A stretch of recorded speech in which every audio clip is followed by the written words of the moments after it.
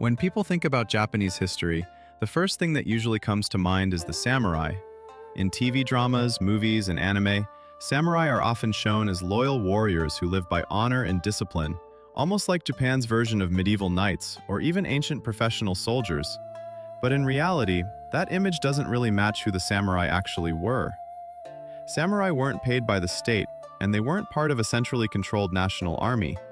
They emerged because Japan's early government systems didn't really work, local orders started to fall apart, and land ownership became a serious problem. In other words, samurai didn't appear because the state needed them, they appeared because the state couldn't control things anymore. They were armed groups that grew out of local society. So, if we really want to understand how the samurai managed to dominate Japanese politics for hundreds of years, we first need to let go of the romantic idea of bushidō and look back at the real historical conditions that gave birth to the samurai. To really understand the samurai, we need to clear up one big misunderstanding first. Samurai were not government soldiers. If you look at Chinese history, soldiers were part of the state. They were organized by the central government, paid a salary, and sent wherever the state needed them to go. They were clearly an extension of government power. Samurai in Japan were nothing like that. From the very beginning, they didn't get paid by the state, they weren't directly controlled by a central authority, and they didn't exist to defend the nation. Their military power was private, it belonged to them. The land they controlled, the fighters they commanded, and the influence they had weren't given to them by the court. They had to earn all of it themselves. Whether it was clearing land, protecting their families, or fighting other groups, samurai raised their own troops, fought their own battles, and took all the risks on their own. Even later, under the shogunate, samurai weren't part of a national army. It was more like local strongmen teaming up, each with their own private forces. And that's why it doesn't really make sense to say samurai were the military taking over politics. They didn't take power from inside the system. They were never really part of it in the first place. When the central government could no longer keep order, samurai became the only ones who actually could. Once you see it this way, it's clear that samurai weren't Japan's version of a regular army, but a unique group built on private military power that slowly moved into politics. So why did the samurai appear in the first place? A big part of the answer is that Japan's early state system simply didn't work very well. In the mid-7th century, Japan launched what's known as the Taika reforms, trying to copy China's legal and administrative system and build a strong, centralized state. On paper, this system included state-owned land, mandatory labor, conscription, and public security. But here was the problem. Japan never adopted China's civil service exam system. Instead, the bureaucracy was still held together by hereditary aristocrats. So even though the system existed in name, it gradually became hollow and ineffective in practice. By the early Heian period, the court actually went as far as abolishing the national army altogether. That created a huge security vacuum at the local level. Land systems began to collapse, land ownership became chaotic, and the central government no longer had the ability to send troops or protect ordinary people. In many places, communities were basically left on their own. And samurai weren't the first or the only ones to respond. Farmers began arming themselves to protect their land. Wealthy temples hired guards and eventually formed their own armed forces, known as warrior monks. Merchants and guilds who traveled often and carried money also built their own self-defense groups. So samurai didn't suddenly appear out of nowhere. They were just one of many armed groups that emerged from local society. And over time, they became the strongest of them all. Because the state couldn't do its job, local armed groups had room to survive and grow. Samurai took shape in this environment, one where the center failed and local communities had no choice but to protect themselves. What started as a temporary solution slowly turned into a permanent social class. If the failure of the system gave samurai room to survive, then land was the real reason they became deeply angry with the existing order. For early settlers and local armed groups, land wasn't just property, it was their livelihood. It was how they survived. But as long as the old legal system still existed in name, land technically belonged to the state. That meant it could be taken back by the court at any time, or seized by powerful aristocrats using private forces. For people who had poured years of hard work into turning wilderness into farmland, this was incredibly unfair. To avoid losing everything overnight, Many settlers had no choice but to hand their land over on paper to aristocrats in Kyoto. In return, they received protection and stayed on as land managers, splitting the harvest with their patrons. Since aristocratic estates, temples, and shrines were tax-exempt, this arrangement actually became a way to avoid heavy state taxation. But the price was clear. The people doing all the real work had to keep paying profits to distant nobles who had never lifted a finger on that land. Over time, resentment kept building. The aristocrats enjoyed status, bloodline, and legal authority, and could profit from land without taking any risks at all. Meanwhile, the people who actually took the risks, who worked, fought, and sometimes died for that land, had no real protection under the system. It was this long-term imbalance that pushed samurai to start questioning whether the existing order was legitimate at all, and it laid the groundwork for the open conflict between warriors and nobles that would come later. In this situation, a group of lower-ranking nobles who had no real future in Kyoto slowly became the core of the samurai class. Families like the Minamoto and the Taira technically had imperial blood, but most of them were so far down the family tree that it didn't really matter. They had no real rank, no real resources, and no room to move up. Staying in Kyoto just meant being constantly overshadowed by higher aristocrats. But once they moved out to places like the Kanto region, they suddenly became important people in the eyes of local society. Out in the countryside, these lower nobles didn't need to work the fields themselves. That gave them time to train in combat, build up followers, and deal with rival groups nearby. Whenever conflicts broke out, land disputes, violence, or the need for protection, they were often the most capable people to step in.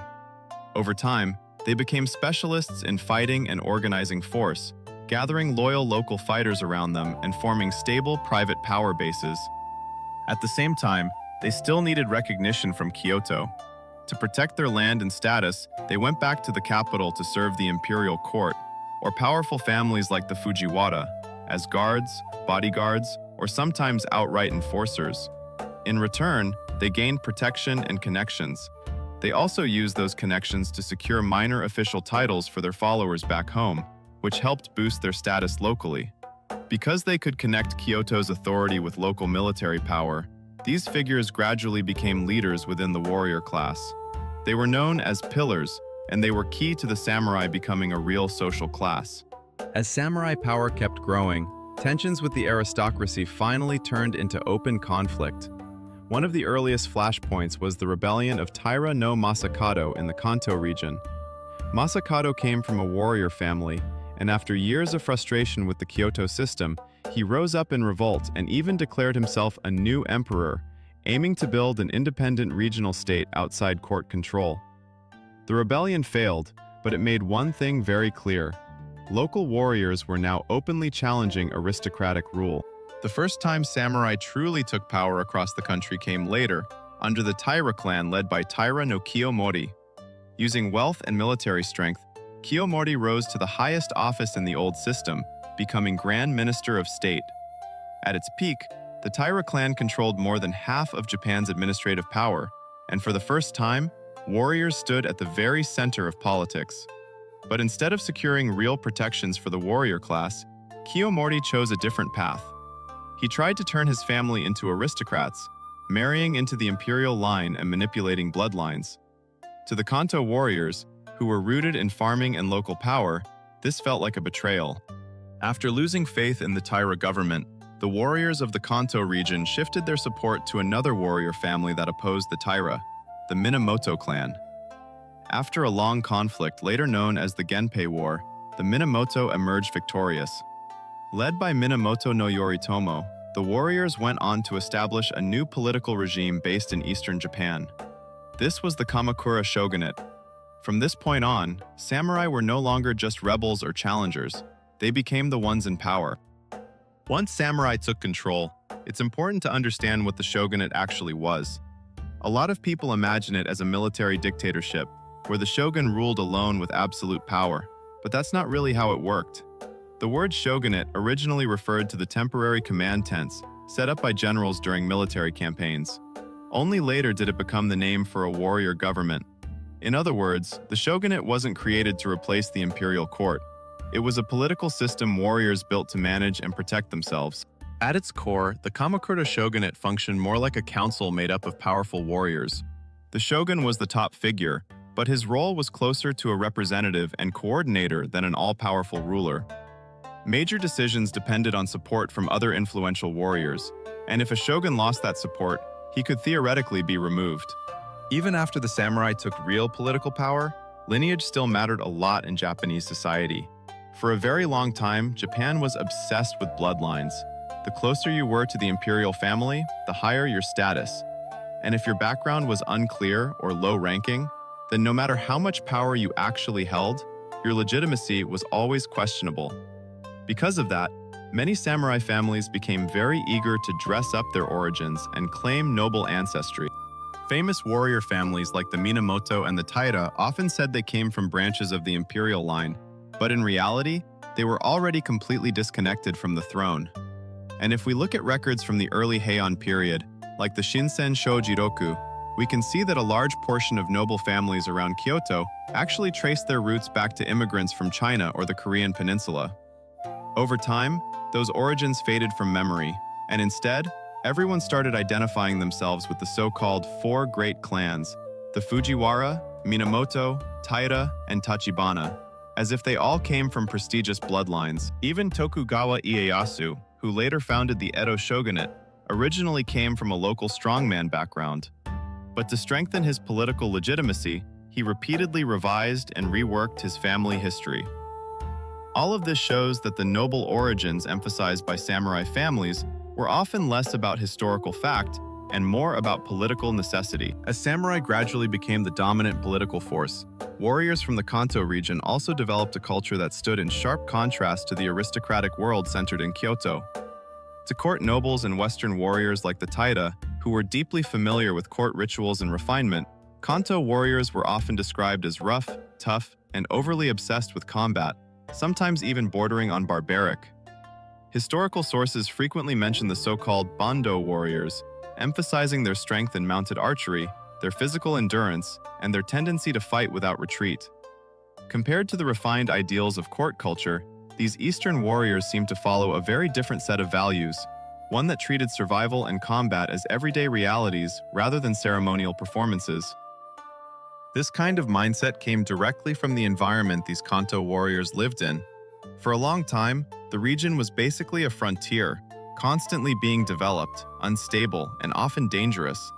Most samurai there weren't just fighters, they were also farmers managing their own land. That meant fighting and producing food went hand in hand. War wasn't some ritualized duel about honor. It was a very real matter of survival for their families. Because of that, Kanto warriors valued strength, practicality, and loyalty to their own group above everything else. This was very different from the Kyoto aristocrats, who cared about elegance, bloodline, and court rituals. To many people at the time, these warriors weren't just fighting in a different way. They almost seemed like a completely different cultural group, with their own lifestyle, values, and sense of right and wrong.